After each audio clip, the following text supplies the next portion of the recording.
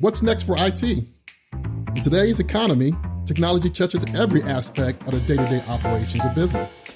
There has never been more pressure on IT to deliver for our organizations. So what can we expect over the next decade? We need to think differently about how we approach our work to continue to thrive into the future. This requires all of us to be intentional in how we look at our role going forward. Smart IT is an approach to getting the important things done by transforming the way we think, work, and lead. And now, let's disrupt the status quo, simplify the complex, and reduce risk the Smart IT way. Hey, hello everyone, and welcome to another episode of the Smart IT Podcast. Today, it is a great pleasure. I'd like to introduce Prachee. And today we're going to talk about a very fascinating topic that everyone should be aware of, and that's going to be about thinking. So we're going to delve into that and how we apply that to something that all of IT has a lot of attention to these days, and that's in the space of cybersecurity. So let me welcome Prachee to the show. Hello, William. Thank you for having me. It's a pleasure. Yeah, so today is going to be interesting because even the framework and model of the Smart IT podcast is built around a thinking framework. So when we think about the work that we do every day in IT, have a lot of different roles, everything from building and architecting, designing these nice sophisticated architectures that kind of support the modern business economy. So we have a lot of attention for a lot of adversaries out there. So cybersecurity is a very, very hot topic, as you well know. Yes. Yes. So I really wanted you on the show today because you do a lot of work about, how do we actually think about cybersecurity? Yes. So, people think about different forms of thinking, like critical thinking, systems thinking, design thinking, lateral thinking. So a lot of different adjectives that we can help describe thinking. Sure. So I guess maybe we should start back and find out from your career path. How did you find yourself in 2023 in this space of talking about cybersecurity and thinking about it? Well, I'm going to say I didn't think my way into cybersecurity. That's for sure. Much like all of us in this industry, in cybersecurity predominantly, all of us are sort of ported over from other career fields, right? I mean, the idea or the notion of cybersecurity being a career didn't exist until recently in the last decade or so, I would say, right, if I really push it. So most of us have come from our experience fields, imported what we are skill sets into cybersecurity and applying to them today, right? And now, the generations that are coming up are really studying it in a more structured manner in the universities and their colleges, certification programs and such, right? So my journey, or I tell people my career happened through a process of elimination. But, cutting long story short, I basically have a master's in bioinformatics, which is really applying computer science, research abilities, the ability to do experiments like real life PCRs is what I've done, and applying that to the research, the field of biological research, right? So think human genome projects. Think, our genomic coding and stuff. So that was where my master's program was. I was a really good programmer, but then I was like, I don't think I want to be that my whole life, because as you can tell, I'm a talker. I love doing that. And that was something I discovered about myself through my career. And over time, I ended up, in consulting, earned my stripes there. I was in management consulting for a long time, which was a very, a hotbed of learning, thinking fast and slow, right? So as that book says. And being able to integrate multiple complex concepts together. And through that journey, I was able to work on some projects in cybersecurity that started exposing me to the domain area. And over time, I ended up at my now job and with my former client. And they really liked the work we were doing for them at the engagement. I converted over as a full-time employee, and then I was handed a very challenging task of, straightening out some very large investments in cybersecurity that they had made in the past years, and simplify, the storytelling of where the money has gone, what kind of ROI have we received. And I also inherited a team of 9 men and 1 woman, Yeah. so it was a great Yeah. leadership challenge, and I would say part C of that offer was a set of very unhappy Yeah. stakeholders. Um, who obviously were like, well, where is this money going, how secure are we? So the big questions that are asked in cybersecurity. So I took up that challenge and never looked back, and it's been a great journey since.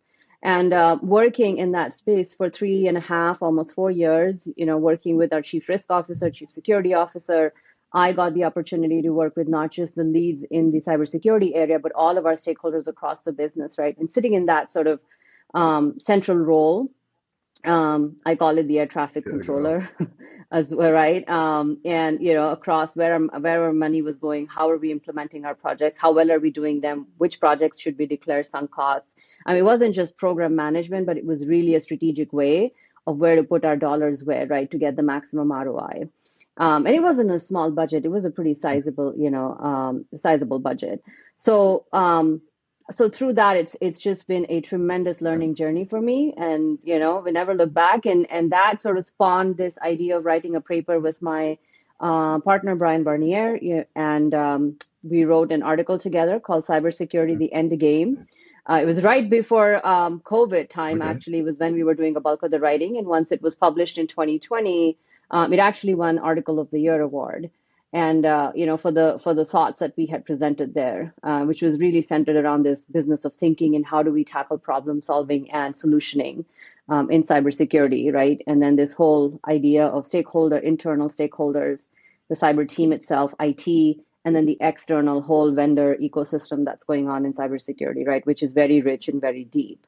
And so that was very well received, and here we are. All right. So very excited to see how things have evolved on their own. So you raised your hand, took a step forward, and said, Yes, "I'm going to accept this challenge," because you yes, mentioned a yes. three-letter word, ROI. So when you say ROI, Yes, sir. a lot of people get scared about that, right? It's like, whoa, so you guys gave us some money, we did something with it, and now you're coming back and asking a very, very hard question. What are we getting for it? Yes, And it's yes, more than just, hey, we got a couple of yes, metrics here and there and say, we're blocking some attacks or we're delivering these yeah. initiatives, which could be kind of, very, Mm-hmm. very Mm-hmm. visceral. So it's like ROI, return on investment. X amount of people I bought or I brought on board, Yes, all this tech we yes. bought. Okay, what does it mean? So that really Mm-hmm. does say you Mm-hmm. need more than just standard thinking. You really need to kind of step Yep. back and think about the thinking that went into, okay, what is this cybersecurity program do? What's its purpose? How is it performing? Yeah. So let's talk about Yeah. how do you get started with thinking about, what does cybersecurity programs do for a business? Yeah, for me, it was really, I call it, my favorite acronym PPT. I'm a former consultant, but I Yeah. use that to say people, process, and technology, right? And when my first sort of formal role was really established, it was around these three areas, right? Like I said, people from a stakeholder standpoint, people understanding what we're doing and really partnering with the cyber team, right? And that is a challenge across pretty much all big cyber organizations today. How do you tell that story, right? And telling a story in a way that your audience understand it. So that was the challenging part for me. And when you're in management consulting, you do strategy all day, but what was really appealing to me was really applying it to a field that has been trying to get to that place also, right? So how do you explain it in a language that your stakeholders understand? The process piece, exactly as we're talking about, how do you strategize, how do you prioritize, right? And how do you again balance the needs of the stakeholders with the balancing the needs of what the cyber team actually needs to do, right? And how do we blend that in a way that is not only satisfies sort of the ask of both sides, but really doing what's right for the organization from a safety standpoint as well, right? Because that's the critical big collective outcome that we're trying to accomplish. And then the technology piece, obviously, is like I said before, a lot of cybersecurity products are bought in, right? You either customize them, you buy them off the shelf. Very few companies build everything ground up, right? So most of it is an amalgamation of legacy and new technologies. And with cloud, it's even crazier, blending this whole hybrid model. And some people are just afraid to pull the plug, and it's like, I don't know what's going to break.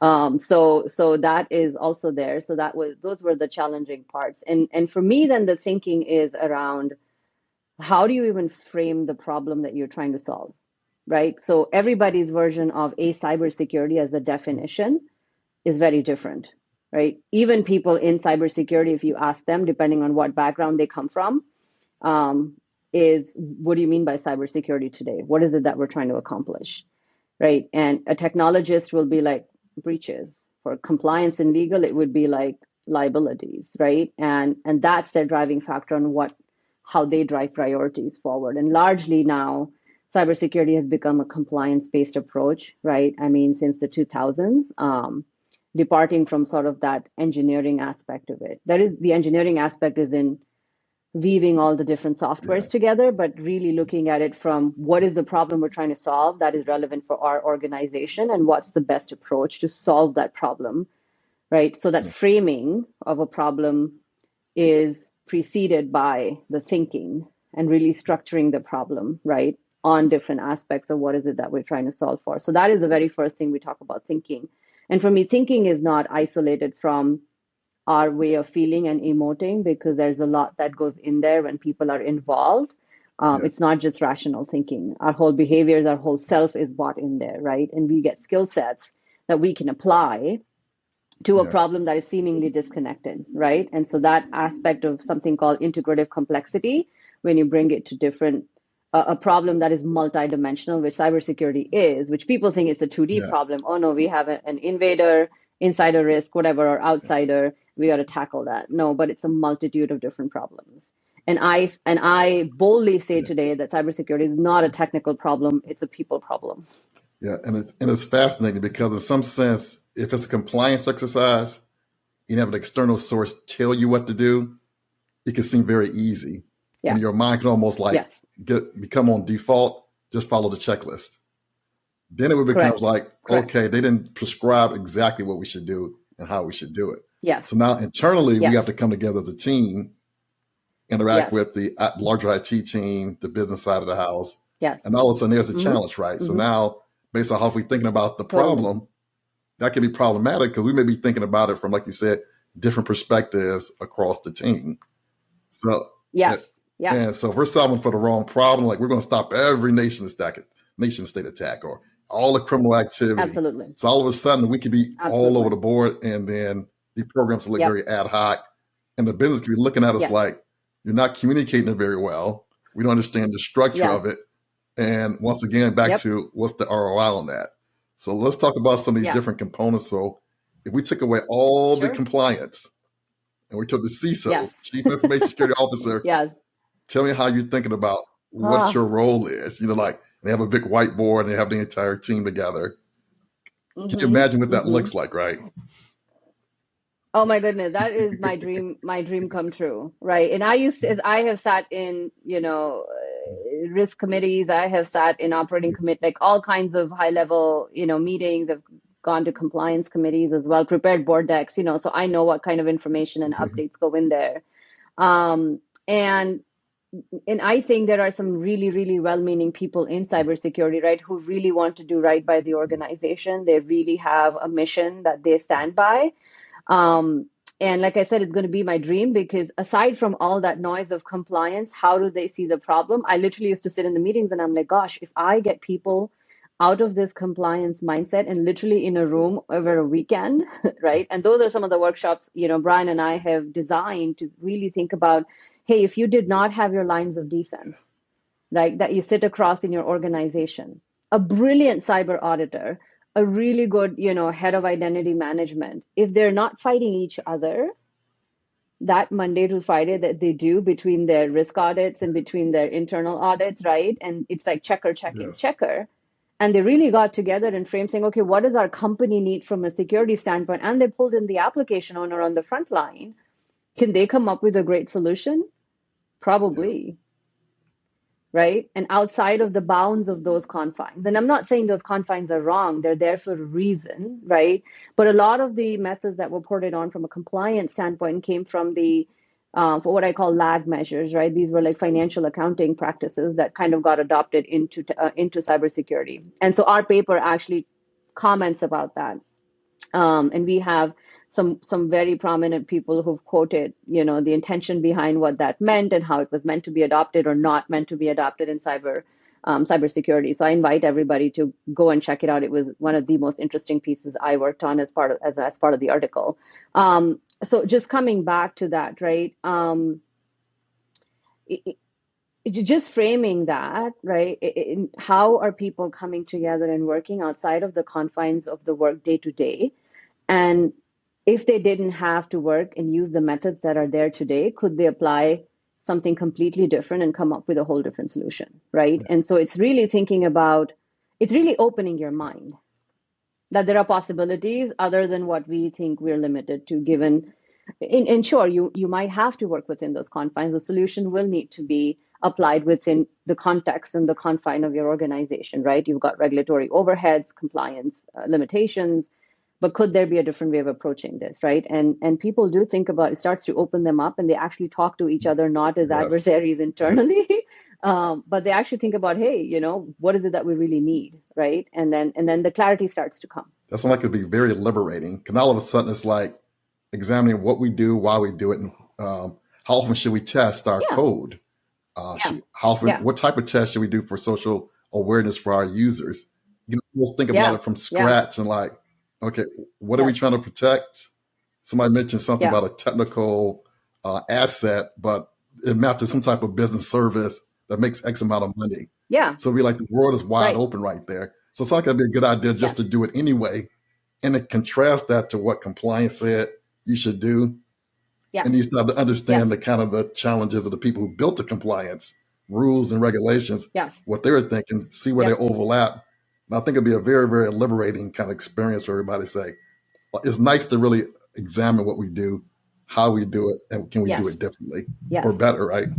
And the magic, and you're absolutely right? And the magic really happens when, as I say, bring your whole self, right? So when Brian is doing workshops, he's literally asking people, who in the audience is a cook? Who in the audience is a musician, right? Who in the audience is an engineer, right? And really start to say, okay, what are your skill sets that you have learned in your, outside of your profession, right? Outside of the cybersecurity specialization, that you can apply to that problem, right? Really start to look at it from the lens of, is this problem right now tactical, right? Is it strategic? It's both, yes, and, right? And then the coaching really happens around, is it purely, like you said, compliance driven, or what kind of environment cybersecurity is? I think that really illuminates those questions around, what are you about? What are you bringing from your previous experiences, right? And what are you learning new, and that you can apply as well?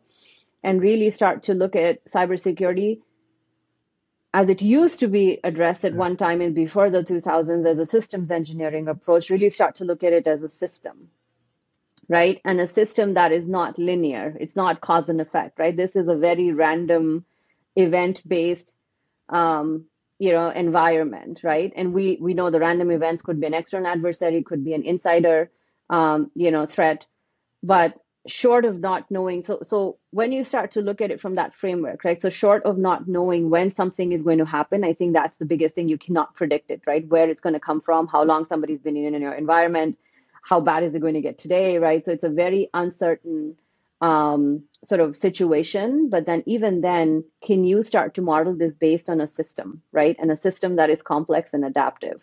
So for me, cybersecurity is not, that's why I say it's not a technical problem. When you start to look at it from different lenses to say, hey, what does this look like in other areas of, or other discipline, right? Or other areas of our life, what does this reflect, right? How is it similar, right? And can we apply those methods that have been tried and tested to cybersecurity today, right? In the way people are organized. A lot of times, like I said, lines of defense really impedes people from collaborating when they could just be getting together, right? That's my biggest one. I always talk about lines of defense. I mean, I've struggled with that a lot, right? Because I've seen brilliant people, right? They've been there for like 10 certifications, lots of knowledge, right? Prior experience from other industries and domains, but they're again limited. And it's just easy to understand. So I always use that example. Um, but when you start to look at it like that, right? Like I said, the mind starts opening up and you start to look at it saying, okay, how can I use my cooking methods or how can I use certain management methods that never even were taught in any certification program? They teach governance, they teach you how you can organize, but they don't teach you true leadership, they don't teach you true management. And even if HR and you go seek external training, it's not customized to the needs and the demands and the unpredictability of cybersecurity, right? A sales team getting training is very different than a cybersecurity Yes. team getting training on people management, right? And that's where people start to get confused. And sort of that's what we've tried to design in our workshops. Everyone from board member to mid-career professionals, I coach them personally. We do run some group coaching programs as well, around bringing methods from other organizations, not organizations, excuse me, other disciplines that have been tried and tested that can be applied to problems that mimic, um, the problems that have been solved in other disciplines. Well, it sounds like there's a lot of opportunity here with members of your own team Yeah. already, right? So now we're starting to get Yes. into management and leadership. So they need to bring some external help in to help facilitate these type of discussions that you guys are Yeah. having.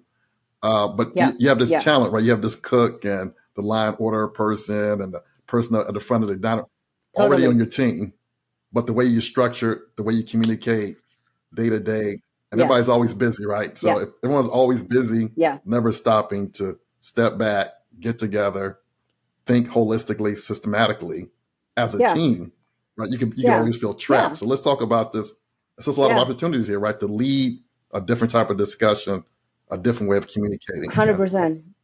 100%. And you hit a really good point because, and it's not you hit a big point because it's not just team management, right? It's really about the way cyber professionals are trained, right? They're trained in very blinders on. You look at any big certification, right? Be it any big one, right? The technical focus, rightfully so, again, is very deep, right? And so that led me to say cybersecurity is a field of, disparate experts who don't always know how to Yeah. work with each other, right? So there's silos within silos, right? You have, identity access management, you have, ongoing threat vulnerability management, you have risk assessment teams, you have all this, but they kind of work independently because it's so specialized, right? Think about a team of doctors and you have multiple specialists, but you're one human body, right? And you need that one person who's pulling all the information together. I think that is the missed opportunity that what we're trying to address in cybersecurity, right? And I give it a stop slide analogy, actually, in a very simple way. So you've got red, amber, green, right? Green is where all the focus in cybersecurity is today, which is technicality, vendor solutions, right? All the ambulance chasing Yeah. that goes on. And all the venture capital money and all kind of investments, right? That's where all the money is going. So the green light represents where the focus is in cyber, right? The red light, if you really look at it, we just talked about that. All the methods that were ported from other disciplines, right, that were largely unsuitable for the needs of cybersecurity, because the discipline itself evolved as a band-aid process, right? If you start to look at the history of cybersecurity going back into the 50s and 60s, right, it's not a new field. It's been around. It's just become more. It's become huge now, rightfully so. Again, we've got the digital, physical, all these things going on, but the red light then are all those methods, like we said, people are really set up to fail because you and I have to work a certain Yeah. way, right? Because we were told so. And it becomes a very conformist way of working, right? And people are afraid to break out of that, right? And so the red is the methods, green is where all the focus and the attention is, and amber is where I put people in the middle sandwich, not knowing what to Yeah. do. And that's why the rate of burnout and stress and personal risk has skyrocketed in cybersecurity. Right. Heidrick and Struggles came out with a study at the end of 2022. It was a global CISO survey, and I highly recommend everyone reading it. In a nutshell, those those CISOs who took the survey cited their personal risk above their Oh, organizational risk for interesting. cybersecurity. Right. And that is not a good I'm laughing as I'm saying It's this, right? I painful. mean, think Yes. about it. It was just sad to read that because you're leading your organization's safety, right? I mean, yes, there's business continuity, there's disaster recovery, but this is digital. safety really is about the safety of your employees and extends to their families and all of the above, reputation, and financial losses, all of that. And then you're saying, okay, I'm really afraid for my own personal, risk here, right? Because it's spun a whole different way, and it's just sad to see that. Yeah, so it's just this feeling of being trapped because one, you can't see other possibilities. You've been trained, like you said, you've been trained a certain way. Everybody's coming in, getting the Yep. certifications. You got this time crunch and pressure, got compliance. So you Google around, you hang out with your peers, you go to these conventions, everybody trying to figure out what everybody's trying to do. And then years go by, it's like we're still stuck in the exact same spot. So it seems like everybody's looking at the problem, potentially only parts of the problem. They're looking at, what you call it, not root cause, but they're looking at a lot of symptoms and spending a lot of effort on symptoms. So let's start talking about, you talked about before, problem framing. Talk about IT and cyber people working on symptoms as opposed to root causes here. Oh goodness. I mean, the biggest example is most breaches is you go back and start to doing root cause analysis. You'll see most of them were self-inflicted, right? I mean, even though as we talk about, breaches are getting more and more sophisticated, once they hit your border, wherever that is in your organization, right? You can go to the MITRE ATT&CK framework and you pretty much know the tactics of how they move around in your organization. That is not new. And I think the symptoms then happen is, oh, let's go after the next big threat. What's the technology behind that? Let's look at any new innovation as a threat to cybersecurity of the organization. Then you become the no-sayers to innovation, right? And then that is like a whole different saga that happens in a company where it's like, oh my God, I have to talk to those cyber people, right? I have gone through, my own being on the other side, since I internally transferred into on a different assignment. But when I had to talk to cybersecurity folks to get, one of the SaaS products enabled, it was a massive debate, right? And it was something that was very inconsequential, right? And that was after me knowing the topic deep in and deep out.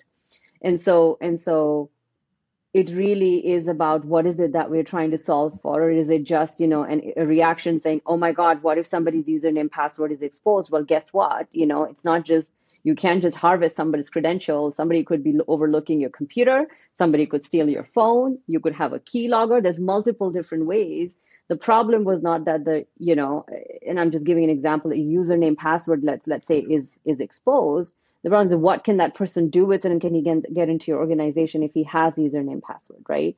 And the other big debate was, well, people recycle their username passwords all the time. So what are you going to do? What are you solving for? How much are you trying to control your people, right? And the biggest symptom for me is the end user blaming, right? And it's like, you clicked on the link, and I'm saying, well, guess what? You've got 1-year-olds using phones now, and you've got 95-year-olds using phones now, and at some point, somebody's going to click on a link. So as a cybersecurity team, do we blame them or keep training them, right?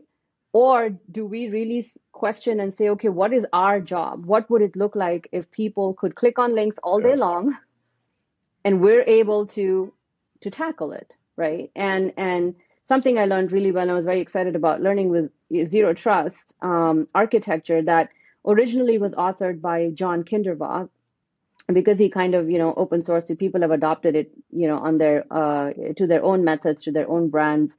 But the original idea was behind the idea of thinking and design principles to say, what are we really solving for here, right? And if people are clicking on links all day long, then why aren't we solving that problem? That's a fantastic question. Versus saying, okay, how many? What is our role then? Yeah, almost like the training and awareness, yes. It's like it's fine, right? Yeah, but go ahead. Go ahead. Yeah, I want to say real quick. It's almost like we're surprised that someone clicked on a link, but if we know it ahead of time, years after years, we should design for that. Right? Yeah.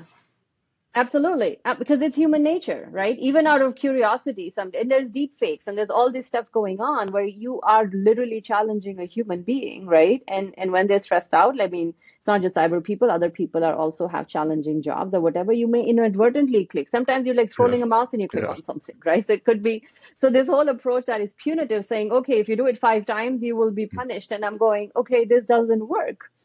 And so what are we solving for here, And especially if you, right? And that is an aspect of the problem, but not all of it. and it's really kind of hits home because if somebody in the business comes and asks you, peeks around the corner and say, "Hey, what are you guys working on?" And they're like you talked about before, trying to figure out which SaaS solution to Yeah, get. And it's like, we know we're yeah, trying to do business expansion, we're trying to grow market share. yeah, How is what you're doing yeah, right now yeah, connected? Could yeah, they answer that question, right? yeah. I don't think so. None of them do that, right? And yeah, you have architecture review boards, you have all kinds of, all stuff is required. But again, in the context of what you're solving for, right? The immediate answers are no. The immediate answers are, oh, we're going to cloud. Let's make Yeah. sure, how secure can we make it? Or do we know how, like, what's the consequence of somebody saying no, right? And so it's like banging on a door. That's not collaboration, right? That's really impeding yourselves and others in moving the company forward. So the goal is, if you are in an organization, the ultimate agenda of the company, you've got to hook on to that. Your guiding principle. How do you frame up what you do every day and design for it? That is the North Yeah. Star. Yeah. And remember, cybersecurity is a function, it's not a profit generating arm of the company, right? So if you start to put your business hat on, you're much like an HR function, or any other internal function that is supporting the business in order to drive forward, right? The strategy, the goals, market shares, all of that we talked about.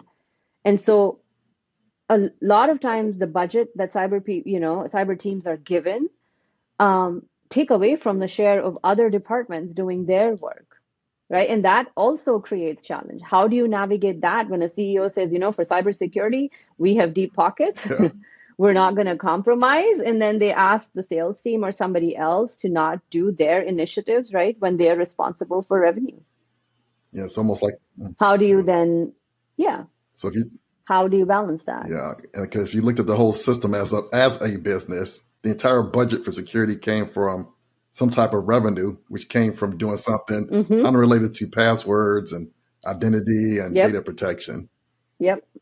Yep. So it sounds like we got a great opportunity here to kind of step back, kind of almost Yeah. reinvent ourselves and our teams, kind of offload some of the stress if we kind of think about the work we do, the Yeah. context in which we Yeah. do that work, bring in a lot of the things that a lot of other domains have solved already, right? For decades, they have all this knowledge and resources. Oh, absolutely. Yeah. We were, I'll give you a great example. We were actually talking to a group of board members, corporate directors, and I gave them the example, again, like I said, air traffic control, right? And aviation. So my brother is a pilot. He flies a 737, he's a commercial pilot, right? And he's got, after a certain point when he hits his hours, he's done. Like, he's not working, Okay. right? He has to rest for a certain amount of time. That well-being or that cognitive, even if it's for the, for the organization, it benefits them, but it's also for his benefit that his well-being and his cognitive function is accounted for when he's working, right? So he hits a 10 or 12-hour mark. I don't know what it is exactly, but they pause for a period of time. And then they go back on flight and run, and fly the flight to wherever they need to go.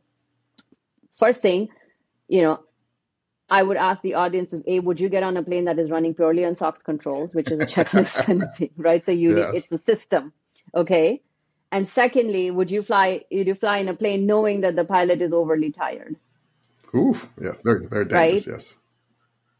Right? Now compare that with a SOC. That's very true. We're not giving humans the same type of level of appreciation for how much can they actually do.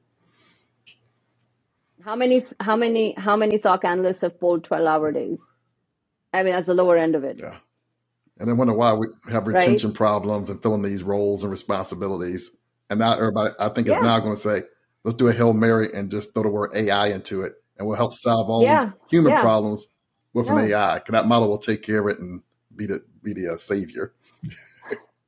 If anything, AI is going to make, jobs more human, because it's going to take away the drudgery part of it. It's going to automate a lot of the tasks that were redundant and repetitive. That's its power now that companies are harnessing, right? I mean, yes, obviously it's going to be evolved. They're becoming more and more intelligent as they learn. But immediately, even if you look at RPA and apply that to a SOC, all the ticketing, all the stuff, all those things, going through large patterns of data, right? All of my event logs, all those things are there. But that means it's going to free up the humans to do more human-like jobs, to actually think, to actually problem solve, right? So think about it like that as well. It's complementary, right? But again, going back to a person's experience, right? So as Brian and I very boldly say again, people are set up to fail in Yeah. cybersecurity. So can I bring those methods that is applied to a pilot's cognitive and physical well-being and apply that? Not to that great extent, but can we at least start thinking like that? And just between you Yes. and I, in those 30 seconds, your mind opened up to say, "Oh my God, I didn't think about Yes. it like that." Right? Another example we use all the time, and our audience in that workshop really loved it. They were just like, "Oh my God, I didn't think about it like that." And all our reporting today, because of how we do our controls reporting, they're all lag measures. Yes. At any point, you don't know what is going on. By the time it gets to even the board level meetings, those things are like probably 3 weeks old, if not more. Right? And so think about an airline CEO.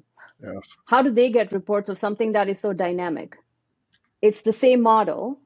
Can we apply the same thinking into cybersecurity in the context of your organization? It's still a dynamic system, right? It's complex, it's adaptive, it's messy, it's unpredictable, it's a chaotic system. And so systems thinking and system science rules apply. Well, it sounds like for everybody in IT, everybody in cybersecurity, this will be a great way to learn more as they try to figure out the next thing in their career paths. Yeah. Or more immediate, how can they help relieve some of this Yes. stress on themselves professionally and their teams? Yeah. Is it kind of Yeah. get a handle on this? So they say, hey, they're watching this right now and say, we would love to talk to you a little bit more about what you've been doing around this design, this thinking, this whole field of and domain of cyber. How can they Yeah. reach out and Yeah. connect with you? Well, we are available on Think.Design.Cyber.com. That is our website. It's got all our information there, the history of, the sort of our work. And the term we use is industrial strength design thinking, which is a term that Brian coined. Okay. And it's really about bringing that industrial level, think big picture problems, think assembly lines, right? Think about looking for solutions that didn't even exist. And now, again, a very, very famous example would be is Henry Ford. Yeah. His example when he invented the car, right? I mean, if you would have asked people in Yeah. terms of user Yeah. needs, we think about design thinking in terms of customer and UX. No, but it's human and technology interaction. His observation and thinking, if he would have gone and done a focus group, people would have said faster horse Yes. cars. Yes. I love it. Right? Yes. Nobody would have even thought about cars. Forget even like a mechanized way. I'm going to even make it Yeah. faster. I'm going to make it smoother. I'm going to design it. And something that I learned at the Henry Ford Museum, as I'm a museum nerd, it was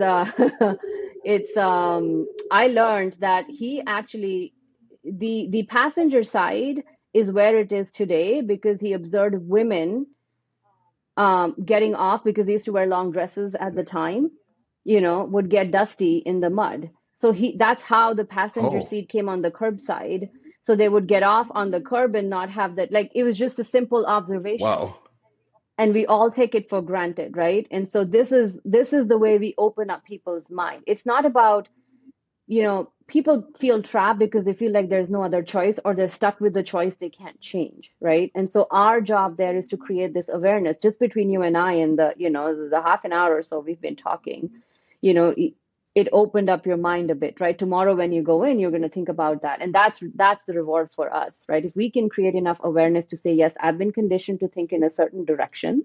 It is not right or wrong, but can I add other things that helps me solve this problem from a different perspective that will give me more of a solution than I was looking for even, or couldn't even think was possible. Yeah, you're going to have me stuck on trying to figure out how fast could we ever have gotten the horse to run. Isn't that amazing? Or how many horses for that horsepower? Yes. Think about, I love Yes. fast cars.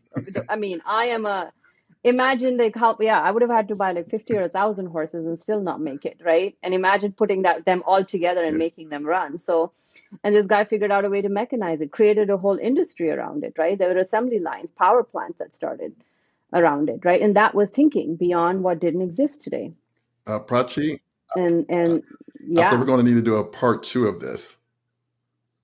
Oh, 100%. Sign me up. There you go.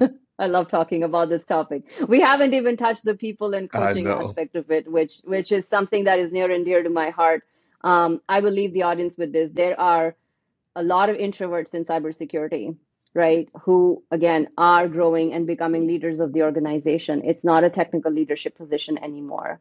And a lot of people I work with want to step up and become those leaders while, embracing who they are as introverts. And and they're in high concentrations in cybersecurity. So yeah, for next topic, I would love to talk about that.